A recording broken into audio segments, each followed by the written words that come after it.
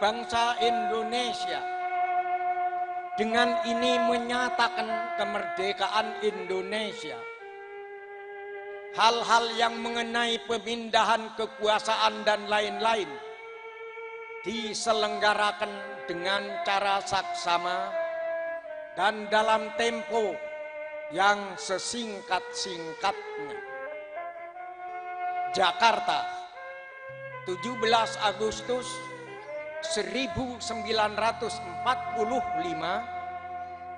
atas nama bangsa Indonesia, Soekarno-Hatta. Setelah proklamasi 17 Agustus 1945 itu, kita bangsa Indonesia memang mulai bisa bernapas lega. Meskipun tugas mengisi kemerdekaan luas tak terbatas, sedangkan penjajah Belanda tidak rela bumi Indonesia menjadi tanah merdeka. Bumi Indonesia harus tetap berada dalam cengkeraman Belanda si angkara murka. Rakyat Indonesia tak boleh menikmati kebebasan dan kemerdekaan. Sungai panjang yang mengalir ke laut, gunung-gunung yang membiru, serta daun-daun pohonan harus menyanyikan sanjungan kepada penjajah. Karena Belanda masih ingin mencengkeramkan kuku-kukunya yang tajam kepada Indonesia, niat busuk Belanda terus direkayasa. Dan Surabaya, kota kita tercinta, menjadi sasaran utama. Maka dengan membonceng tentara sekutu, Belanda datang ke Indonesia, ke Surabaya. Mereka mulai menembakkan senjata, menakut-nakuti penduduk Surabaya sebagai preman kolonial yang bengis dan tak tahu aturan. Dan Surabaya mulai dicekam kekhawatiran.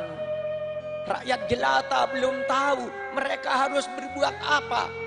Tapi semangat merdeka masih terus menyala-nyala. Rakyat Indonesia tidak rela Indonesia kembali dijajah. Indonesia sudah merdeka dan harus tetap merdeka. Sekali merdeka, tetap merdeka.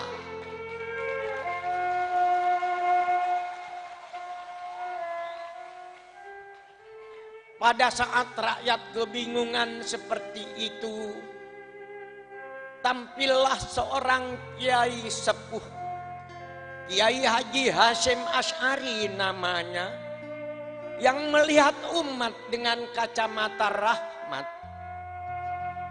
Beliau merasakan dengan jiwa yang dalam, terasa berat bagi beliau penderitaan umat. Lalu beliau mengumpulkan para kiai dan ulama se-Jawa dan Madura untuk menyelesaikan masalah umat, masalah bangsa, masalah negara kesatuan Republik Indonesia yang baru saja merdeka. Dari kejernihan jiwa Kiai Hasyim yang taqarrub kepada Allah, yang didukung oleh akal sehat kolektif serta hasil istikharah para ulama, maka pada tanggal 22 Oktober 1945 tercetuslah fatwa resolusi jihad.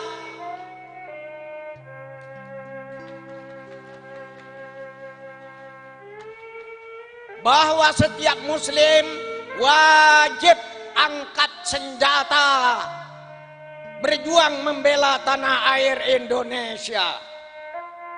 Dan mereka yang gugur di medan perang melawan penjajah adalah kusuma bangsa yang mati syahid di jalan Allah. Fatwa yang cerdas dan penuh tanggung jawab itu beredar ke seluruh tanah Jawa. Fatwa itu dicatat sebagai mustika jiwa oleh seorang pemuda Surabaya berumur 25 tahun, Bung Tomo namanya. Bung Tomo yang muda dan cerdas itu bertakbir Allahu Akbar. Kemudian anak-anak santri untuk sementara menutup dan menyimpan kitabnya. Para petani lalu meninggalkan sawahnya dan mengasah parangnya. Dan yang lain menyiapkan bambu runcing sebagai senjata. Tentara menyiapkan senjata walau apa adanya untuk menyambut kedatangan musuh dengan iman kepada Allah dan keberanian yang sempurna. Amboy, jangan lupakan peristiwa itu. 10 November 1945 tanggalnya, tentara sekutu dan Belanda datang lagi dengan niat memporak-porandakan Surabaya dan Indonesia, serta hendak menghancur leburkan semangat kemerdekaan. Bung Tomo berteriak, Allahu Akbar, Allahu Akbar, Allahu Akbar. Teriakan takbir Bung Tomo mengangkasa di langit Surabaya. Arek-arek Surabaya, para santri, tentara, pedagang kecil, buruh, petani, serta pemberani lainnya terjun ke medan perang membela kemerdekaan dengan keberanian yang total. Allahu Akbar, Allahu Akbar. Surabaya menjadi lautan api. Allahu Akbar, Allahu Akbar. Surabaya banjir darah. Jasad para pahlawan yang ditembus senjata musuh bergelimpangan di jalan-jalan raya. Luka-lukanya yang merah mekar laksana bunga mawar yang bersanding dengan keikhlasan jiwa mereka yang putih laksana melati. Mawar dan melati, mawar merah, melati putih, mawar melati, merah putih, merah putih, merah putih, bendera tanah airku. Allahu Akbar, merah putih, Allahu Akbar, bendera tanah airku.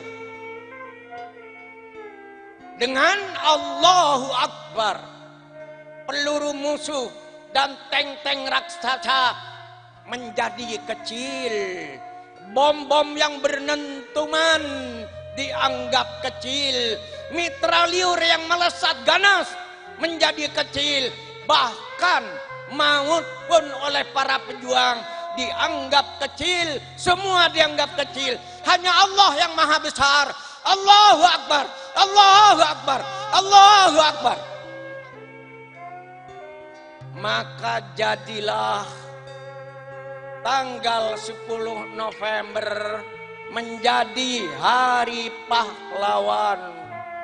Tanggal 22 Oktober 1945 ditetapkan menjadi Hari Santri Nasional.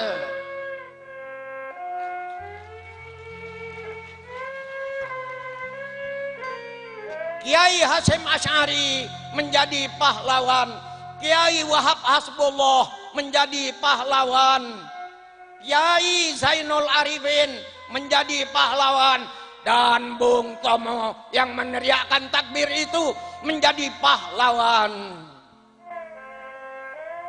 Nama mereka akan harum dalam kenangan dan harumnya akan sampai ke perkampungan sorga, perkampungan yang kerikilnya saja terdiri dari batu-batu permata.